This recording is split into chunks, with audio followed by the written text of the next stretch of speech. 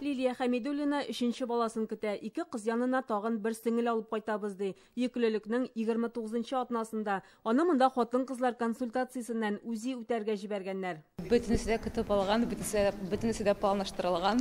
Монда якты.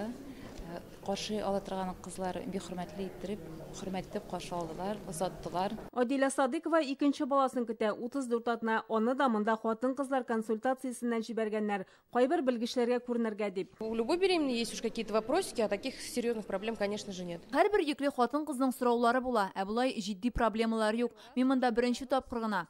Барлык хезмәткәрләр дә яхшы кабул итә. Иң мөһиме чиратлар юк. Әлеге ханымнарның туачак сабыйлары көтеп алынган. Сәламәтлек буенча кайбер нечкәлекләрне ачыклау өчен тикшерү үтәләр. Әмма монда килүче хатыннарның күбесе балаларын төшертергә тели ди табиблар. Аларны гадәттә хатын-кыз консультациясеннән балаларын калдырырга күндерә алмаганлыктан җибәрәләр. Нигездә авыр тормыш юлына очраучылар була. Женщина должна пройти ультразвуковое исследование. Хатын-кызлар башта үзи үтә, соңыннан аның нәтиҗәләре буенча әңгәмә үткәрәбез. Табиблар медицина күзлегеннән чыгып, әмин психология буенча. Әгәр аның проблемалары социаль яки юридик мәсьәләләргә кагыла икән, ул белгечләр дә чакырыла.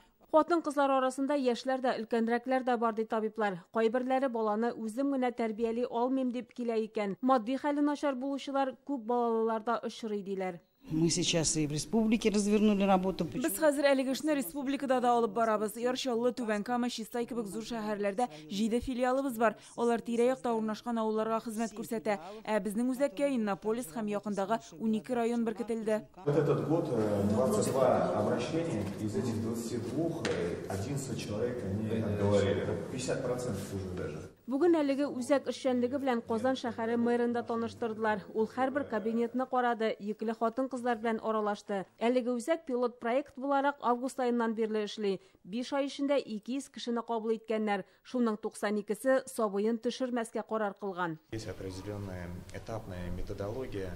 Хатын-кызлар белән эшне этаплап башкарабыз. Инде беренче нәтиҗәләре дә бар. Узган ел белән чагыштырганда 42% туасы сабыйның гомерен саклап калдык. Только что родилась мысль и идея поддержать третьим этапом этот проект. Минем әлеге проектка өстәлмәләр кертү фикере туды. Үзәктә эшләүче хезмәткәрләр белән монда килгән һәр хатын-кызга аерым ярдәм күрсәтәчәкбез.